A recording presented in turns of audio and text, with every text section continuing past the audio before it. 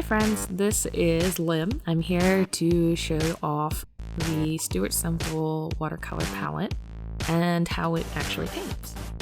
Now last time when I showed off this bright palette, I didn't say anything about pigment or binders.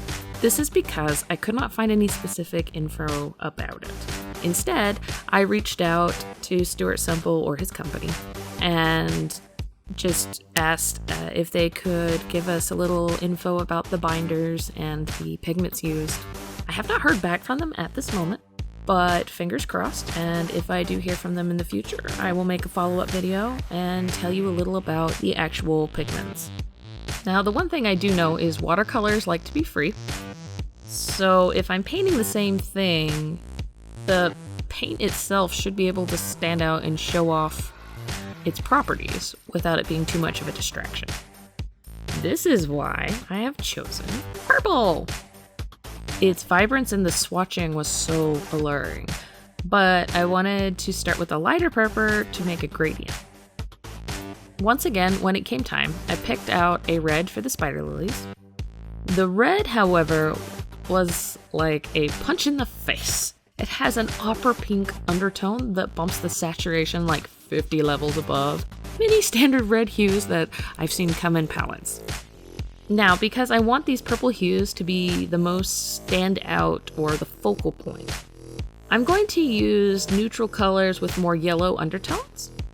Like for the antlers, I picked out a subtle yellow, and then for the hair, I picked out a brighter yellow because it's a complementary for purple and I think will highlight it nicely.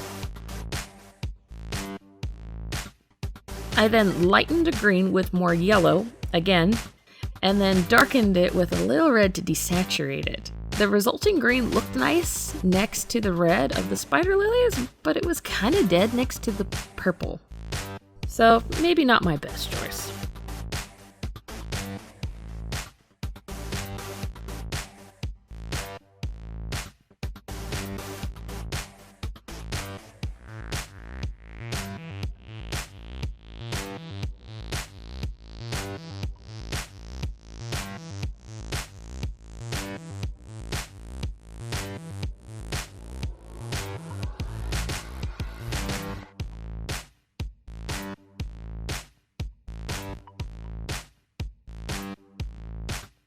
Added another layer of brown on top of the antlers to deepen the form.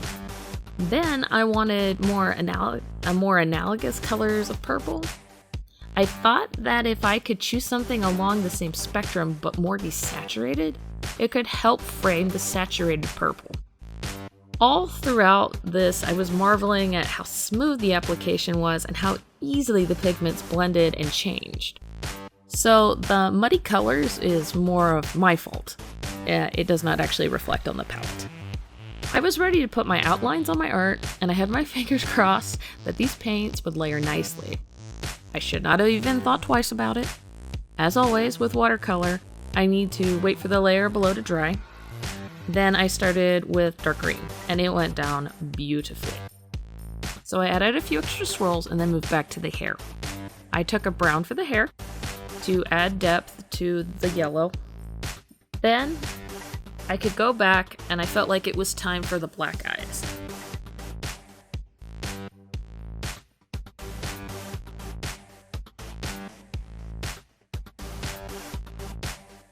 I wanted to go ahead and use my Holbein gouache.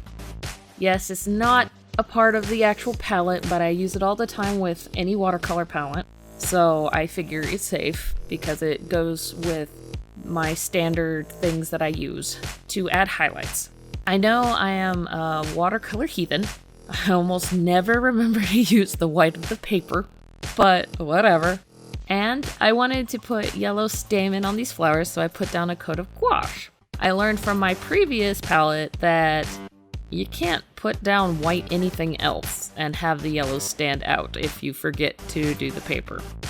The other thing I realized that I forgot was the tassel part that you see me making, because I wanted to have these little yellow tassels hanging off of what looks like a shawl. So down goes more gouache. Now, like my previous drawing, I once again wanted to add a black outline. This is not absolutely necessary, but as I'm someone who also combines ink with my watercolor, I always want to see how well the ink can lay down with the watercolor and whether it has bulked up on the paper, being a little more Van Gogh-ish, you know, like acrylics, or if it goes down smoothly. And this went down fantastic. This paint allowed me to glide over the illustration without any problems. As you can see, I do make a few little blips, but that is what white gouache is for. So I'm going to use white gouache again to help correct some of my mistakes. Now, because I wanted this to be its own individual piece as well, I decided to go back and start doing a little bit of embellishing. The ink layers over top of the watercolors, no problem. I don't feel, looking back on it, that it was absolutely necessary, but I felt like it was nice nonetheless to see what the different mediums do to work together.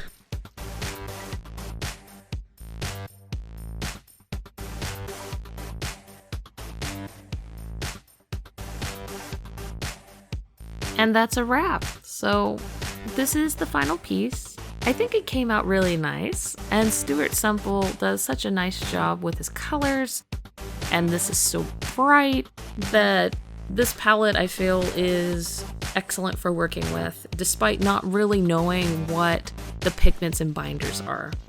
If the binders or not knowing the pigments is a problem for you, then maybe in the future one of the other palettes I review will be a better fit for you. Regardless, I really enjoyed using it, and I can honestly say that you can make some truly beautiful illustrations. Thank you for watching my video. I hope you enjoyed watching me create this piece and hearing my thoughts about it. If you did, please feel free to like, share, and subscribe. Ding the little bell. And check out my shop if you would like some artwork or stickers. You can find me on Society6 and Etsy. Thanks, and I'll see you again soon. Bye.